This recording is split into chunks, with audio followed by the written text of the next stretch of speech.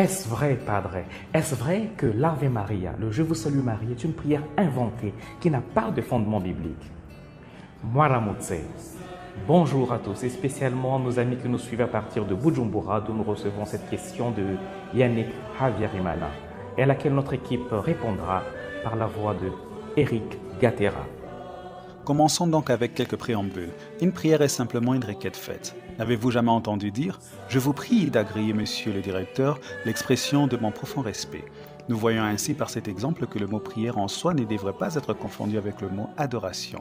Et par l'expression une prière biblique, on veut dire que la prière est soit trouvée dans la Bible ou s'inspire des principes bibliques. Nous répondrons donc à la question en explorant la prière du Je vous salue Marie telle qu'elle est présentée par l'Église catholique. Le Je vous salue Marie peut être divisé en deux parties. La première est une combinaison des paroles inspirées de l'ange Gabriel dans Luc 1,28 et de Sainte Élisabeth dans Luc 1,42. La seconde est une requête faite à la Mère du Seigneur. Revenons à la première section.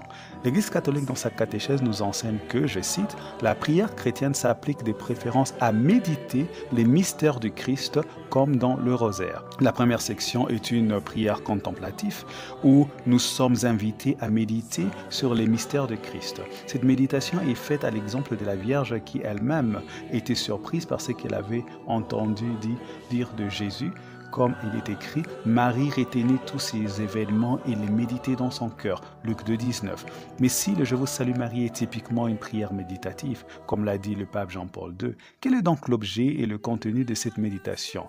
La réponse est l'incarnation de Dieu, ce qui veut dire le moment où Dieu s'est fait chair et est devenu homme, comme il est écrit de ce sublime mystère dans 1 Timothée 3,16, et sans contredire, le mystère de la piété est grand, Dieu a été manifesté en chair, ou cet autre passage dans Colossiens 2,9 qui nous dit « Dans son propre corps habite la plénitude de la divinité ». Voilà le mystère que l'Église catholique nous invite à méditer pendant le Je vous salue Marie. Le pape Jean-Paul II confirme cela dans sa lettre apostolique Rosarium Virgini Maria, où il enseigne que le Je vous salue Marie est en effet, contrairement à la perception protestante, une prière christologique, c'est-à-dire centrée sur les Christ. Le Concile Vatican II dit aussi que le rosaire est orienté vers le centre christologique de la foi chrétienne, de sorte qu'à travers l'honneur rendu à sa mère, le Fils soit connu, aimé et glorifié. Certains me demanderont, ne puis-je pas m'adonner à une prière méditative autrement que par le Je vous salue Marie? Certes, vous le pouvez. Cependant, l'Église catholique nous encourage aussi de le faire en suivant la suite chronologique de la venue de Dieu parmi les hommes telle qu'elle est présentée dans les Saintes Écritures. Le caractère marial de ce mystère christologique est inévitable, car la Bible dévoile premièrement le mystère de l'incarnation à Marie pendant l'annonciation de l'ange Gabriel qui lui bénit avec son message prophétique et ensuite pendant la visitation à Sainte Élisabeth qui confirme que la Vierge Marie est bénie d'entre toutes les femmes à cause du fruit de ses entrailles. Nous entrons donc dans la méditation sur l'incarnation en proclamant ces deux épisodes bibliques. On ne cite que les paroles d'introduction de l'ange et d'Élisabeth pour attirer l'attention sur les restes du message messianique, à l'exemple de Jésus qui ne cita que les paroles d'introduction du psaume 22 à la croix « Mon Dieu, pourquoi m'as-tu abandonné ?» pour attirer l'attention sur les restes de la révélation messianique sur le psaume. La dernière section du « Je vous salue Marie » demande l'intercession de la Mère de Dieu. Nous ne reviendrons pas sur le pourquoi de l'intercession déjà traité.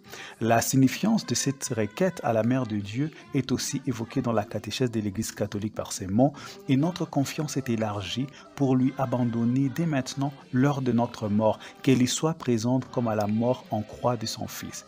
Comme à la croix où la Mère du Seigneur était là jusqu'à son dernier souffle, l'Église par cette prière demande également que la Mère de Dieu soit avec nous par son intercession à l'heure de notre mort, car nous sommes membres du même corps du Christ à qui elle a tenu compagnie à la croix il y a 2000 ans. Car il est écrit, vous êtes le corps de Christ, vous êtes ses membres, chacun pour sa part, 1 Corinthiens 12, 27.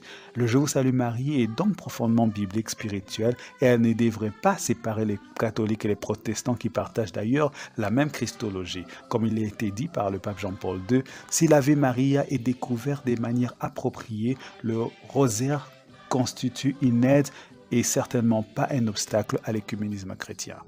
Merci donc de nous avoir suivis et je vous dis à mardi prochain pour nos 5 minutes de vérité dans la charité.